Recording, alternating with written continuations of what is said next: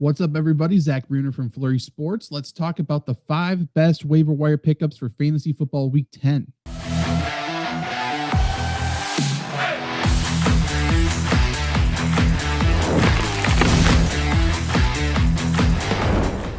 Here we go. The NFL schedule has hit double digits week 10.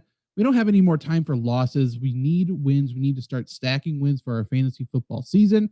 And it starts with the waiver wire this week, and there are some interesting pickups to be made. Of course, we are now in the part of the season as well. If you are locked up for the playoffs, if you are sitting with an 8-1 record or something outstanding like that, certainly shift your focus towards the playoffs. You need to be looking at handcuffs. You need to be looking at fantasy football strength of schedule. And those are two things that we will be highlighting on this channel. And members, if you want to become a member, link in the description below. Members will get access to weekly updated fantasy football strength of schedule starting this week. So definitely go over there. Also, I'm uploading a new video every single day here in November on the Flurry Sports YouTube channel. So subscribe, give this video a like, hit the notification bell so you know when I post that new video, and comment down below what your record is through 9 weeks of fantasy football. But let's jump into the waiver wire pickups, starting with Joe Flacco of the Cincinnati Bengals. Flacco is owned in 33% of ESPN fantasy leagues. Bengals are on a bye, which makes it a little bit easier to pick up Flacco, most likely. But he's still worth grabbing and holding him through the bye if your quarterback position isn't outstanding. We know the Bengals aren't going to play defense, right? First team since the 1960s to lose back-to-back games after scoring 38-plus points. That's thanks to Joe Flacco. That's thanks to their defense or lack thereof. Flacco's turning back the clock. He's playing awesome. He has multiple touchdowns in all 4 games with the Bengals. He's thrown a pick in just 1 of those 4 games. It was 2 last week. Obviously did not matter with 400-plus yards. He is the best receiving duo in the league. He may have the best receiving core overall. And after the bye, and Flacco needs the bye. He had a hurt shoulder and still threw for over 400 yards. After the bye, Flacco will get to play the Steelers, the Patriots, the Ravens, the Bills, and then the Ravens again. Go ahead and grab Joey Flacco off the waiver wire. Next up, Devin Singletary, New York Giants, 4.5% owned in ESPN fantasy leagues. Following that injury to Cam Scatterbo, many viewed Tyrone Tracy as that priority pickup in week 9, but they were disappointed by that snap share in week 9. As I said in the snap count video posted on Monday, so go ahead and go watch that if you haven't watched it yet. My view on this backfield is that Tracy is going to be the 60-40 snap leader in a normal game when he's healthy.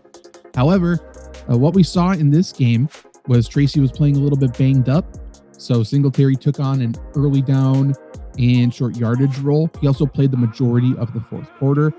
If the game were closer and Tracy wasn't banged up, I would assume this would be closer to a 50-50 snap split. So on a normal week, I would say Singletary's a low-end flex with upside. However, with Tracy already banged up, like I said, if he was to miss time, I think Singletary would actually be a bell cow in this backfield, making him very, very interesting. He's a clear fantasy football handcuff to own.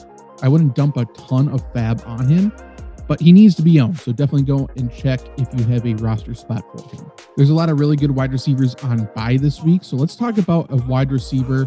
Parker Washington, 5% owned from the Jacksonville Jaguars. Whenever he's given the opportunity, Parker Washington takes advantage, and that's the sign of a good football player. Heading into last week, we heard the Jags lost Travis Hunter to a knee injury, so he's out. De'Ami Brown left the game with a concussion. Brian Thomas Jr. injured his ankle and couldn't finish the game as well. So Washington was the main man left standing, and he finished the game with 8 catches, 90 yards. He has had 19 targets over the past 2 games. Not too shabby. I would guess Brian Thomas plays through that ankle injury. We'll see. If he doesn't, obviously Washington's a must start, right? We're not even talking about a must own at this point. If he is the top wide receiver going into this game, he's a must start. But even with just Travis Hunter out, I think Washington needs to be owned. It seems like the team will at least be down De'Ami Brown for week 10. And that makes Washington an all right bye week fill-in, despite the bad matchup against the Texans. You're obviously not overly excited to see him play Houston, but you're picking him up for the long term, not necessarily a bye week fill-in. But if you need to, I think there's a lot worse options to rely on than Parker Washington in week 10. Headed to the tight end position, we're going to talk about Luke Musgrave. He's owned in 0.2% of ESPN fantasy leagues. The Packers lost tight end Tucker Kraft to a torn ACL, so they actually will turn to the guy they drafted ahead of him. You guys know my connections to Green Bay, so I know all about Luke Musgrave's game. I think he's a really damn good football player, to be honest. He can block. He has great hands. In my opinion, he's a better receiver overall than Tucker Kraft as well. He can be used up the seam. He has great athleticism. He's obviously not the psycho that Tucker Kraft is after the catch, which is where he gets all of his fantasy value. But to be completely honest, I don't know anybody else who's quite like Tucker Kraft in that regard. But I digress. I think Musgrave should still be able to provide plenty of fantasy value in this offense. Some poorly timed injuries to him has interrupted his development as a player and his overall role with the team in this offense. But now thrown directly into the fire, Green Bay has to use him. And I think many will be surprised on the type of player that he can actually be. If you need tight end depth or even just a bye week fill-in, I think Musgrave's a great pickup. And to be honest, I'm picking him up over Colston Loveland. The rookie's dominating headlines, right? He had that big final play where seemingly they didn't want to tackle him.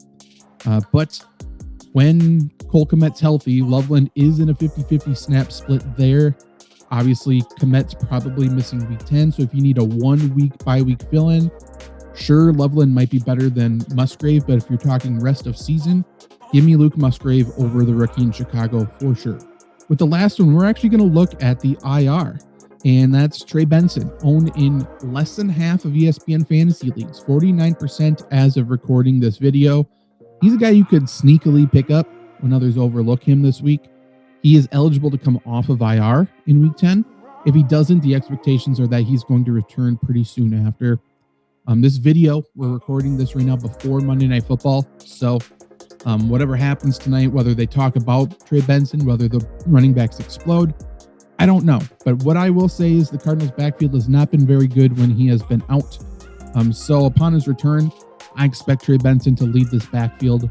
Benson's averaged over 4 yards per carry every single game this year. He has 3+ catches in each of his last 3 games. He has the ability to ramp up his workload as the season goes on. And I think he could turn into an every down player for Arizona. And if you look ahead to the Fantasy Football Championship, I'm expecting to be playing there week 17. He has a matchup against the Cincinnati Bengals. I love that.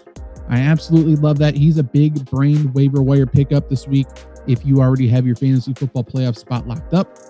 But regardless, if you need help at running back, whether it be depth, whether it needs to be starting value, I think Trey Benson needs to be a priority this week. So those are my 5 fantasy football waiver wire pickups for week 10. Let me know down below who you are looking to pick up, and let me know what other video topics would be useful for me to make. If you ask for it, you'll probably get it posted to this channel. So please like and subscribe, and I'll see you tomorrow for another video. See ya. Fuck yeah.